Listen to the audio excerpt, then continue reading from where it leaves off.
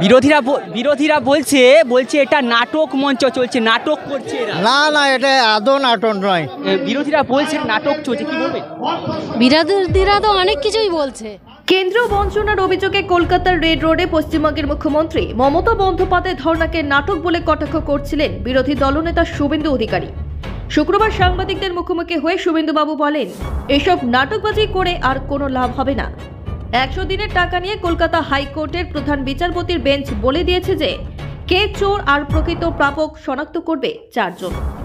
CAG principal accounts officer, রাজ্য সরকারের একজন প্রতিনিধি ও কেন্দ্র সরকারের একজন প্রতিনিধি।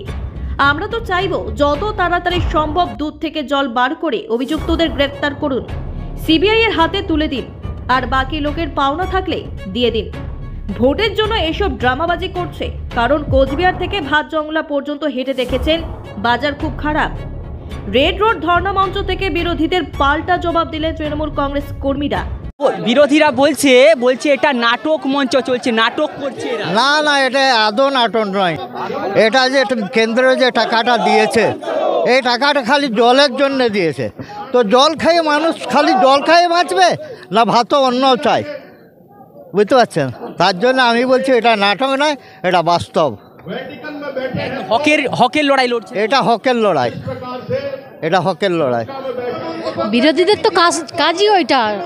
আমাদের নেত্রী যেটা করছে ওটাকে ওদের নাটক বলে মনে হতে পারে, কিন্তু এটা কজন নেত্রী করে? বিজেপি পারবে এইভাবে করতে? বিরোধীরা বলছে এটা নাটক মঞ্চ। এটা নাটক মঞ্চ কি? বিরোধীরাই তো সবসময় নাটক করে। তৃণমূল কংগ্রেস নাটক করে না। তৃণমূল কংগ্রেস সাধারণ মানুষের পাশে আছে। গরিব মানুষের টাকা তাতে পশ্চিমবঙ্গের তালিকা অনেক তলায়।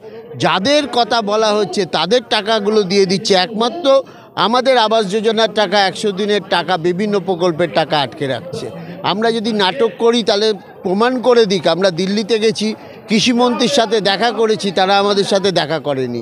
আমাদের প্রমাণ করে দিক আমরা নাটক করছি না। আমাদের কেন্দ্রীয় সরকারের কাছে তো বারবার আমরা হিসেব দিচ্ছি। যতবার আমাদের কাছে হিসেব চাইছে আমাদের সরকার ততবার হিসেব দিয়েছে। আমাদের এটা বাংলাকে বিভিন্নভাবে বঞ্চনা করে বাংলাকে পর্যদুস্ত করা, কিন্তু বাংলা 21 সালে বাংলা বুঝিয়ে দিয়েছে এইভাবে বাংলাকে রোকা যাবে না।